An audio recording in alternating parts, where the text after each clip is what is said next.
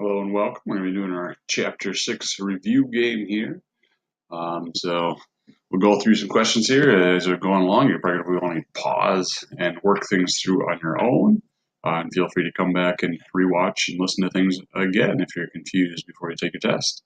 So we'll start off with something fairly easy. What is the momentum of a 45.0 gram ball that is traveling at 13 kilometers per hour? Let's go ahead and pause and work that out. Welcome back. So first thing you want to do, we got grams and kilometers per hour. So we do need to convert those two. So 45 grams would be 0.045 kilograms.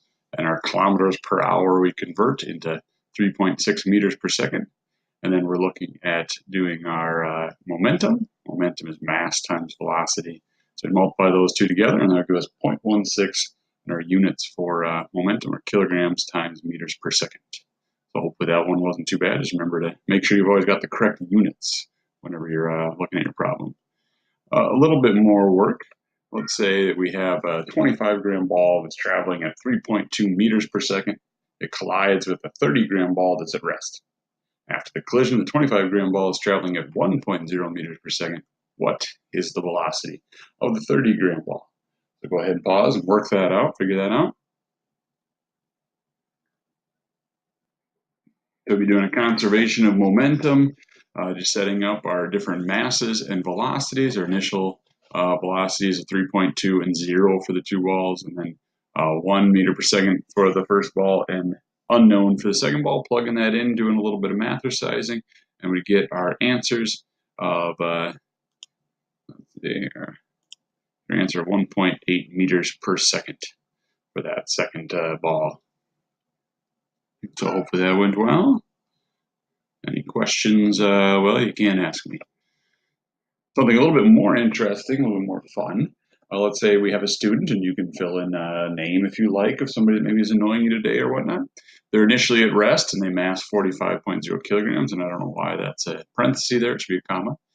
They're dropped from a height of 3.5 meters, and the ground needs 0.12 seconds to stop said student. We want to figure out what constant force is applied to the student by the ground.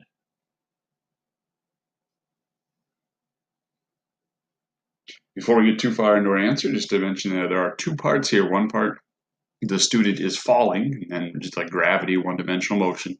And then the second part deals with the ground and the stopping part. So if you didn't do two separate parts, you might want to pause again and try to figure out, okay, what would that first part be with gravity?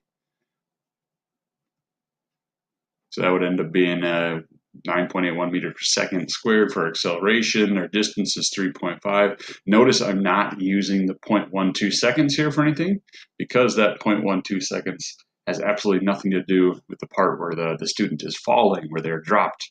So I would not use that. That is not the time that it takes them to fall. Get 8.3 meters per second. That's how fast they're going right before they hit the ground. So when we do the part where they hit the ground, that's our initial velocity for that part. They're stopping, so their final velocity after they've hit the ground is 0.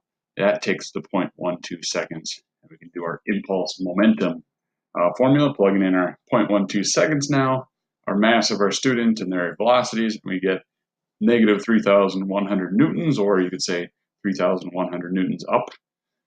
And that would be our amount of force. That would be pretty heavy force. A little bit more silly than the last one there. Let's say that we have a student who is on a super secret mission and finds himself or herself trapped in the middle of a totally frictionless frozen Italian lake, 32.0 meters from the nearest shore. Naturally, they're on super secret missions. They have bazooka, so he or she fires a 2.50 kilogram bazooka shell at 113 meters per second. Our hero here and the bazooka that they're carrying, their total mass together is 48.0 kilograms. How long will it take him or her to reach the shore? Go ahead and give that a try.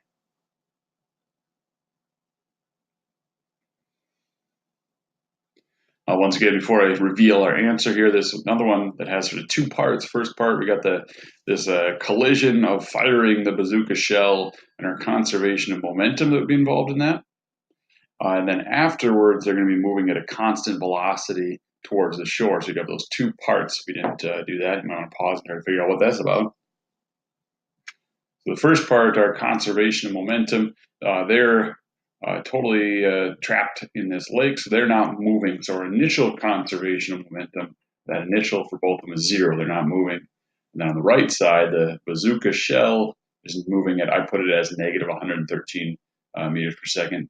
And then my student and their bazooka, 48 kilograms. What is their velocity? We could solve that and find they're going a little bit under 6 meters per second. So now that 5.89 meters per second is a constant velocity. They're on frictionless lakes. They won't be speeding up or slowing down. They're going to be traveling at that speed until they reach the shore. So that speed, that average velocity or constant velocity for 32 meters, we plug that in, that would find that it takes them 5.43 seconds, not very long, to reach the shore. They'd be moving pretty fast there. Continuing on with our super secret mission, Frozen Italian Lake, let's say that while traveling to the edge of the lake, our student hero, they're going west. And 8.5 kilogram penguin, and as you probably know, penguins are very common in Italy. It's going 12.5 meters per second south. The two of them collide and they stick together. Maybe they like hug because their hero is so excited about a penguin, or I don't know, however you want that to happen. What is the velocity of our student penguin unit then after they have collided and stuck together?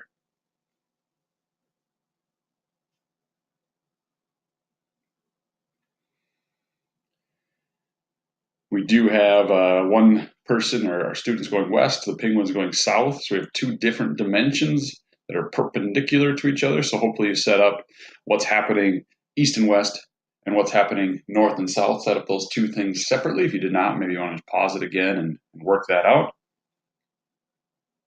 So we set up our east-west. Initially, east-west, the student's going that way. Figure out the velocity going to the west after the collision. North-south, the penguin is going south, so just its initial momentum on that side. And figure out the velocity after the collision going south. It should look something like that, getting 5 meters per second to the west and 1.88 meters per second to the south. And then we'd have to put those two together since they're west and south. If you have not already, you'd want to set up your right triangle with those two legs and then figure out both our magnitude and direction for that resultant velocity. So pause if you haven't done that yet. Hopefully it looks something like that. And you would end up getting 5.3 meters per second. I think we had 2 sig figs. And I should have south 69 degrees west instead of 69.4. Sorry, that's a typo there. Should be 2 sig figs. Oops. Please forgive me. You could also have put west, what would be the opposite of that, 21 degrees south if you had done the west part first. And then that would also be correct. Get west 21 degrees south. Just one last question here, something a little bit less silly. We dealt with this in this chapter though, so maybe no surprise here. We got a 12.5 gram bullet. It's fired at a 1.50 kilogram ballistic pendulum. And our pendulum rises to a height of 35.6 centimeters. We want to figure out what was the bullet's original velocity.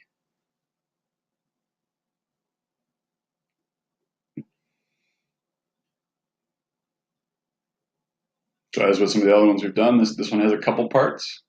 We've dealt with this before, sort of work backwards from the height of the pendulum. We can take the potential energy of that height and figure out what the kinetic energy when the pendulum first started swinging up. So do that conservation of energy first. If you haven't done that already, make sure you do that before we go on.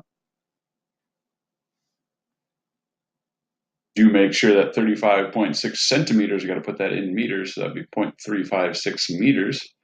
And if we plug that in, the masses cancel out on both sides, be the same mass.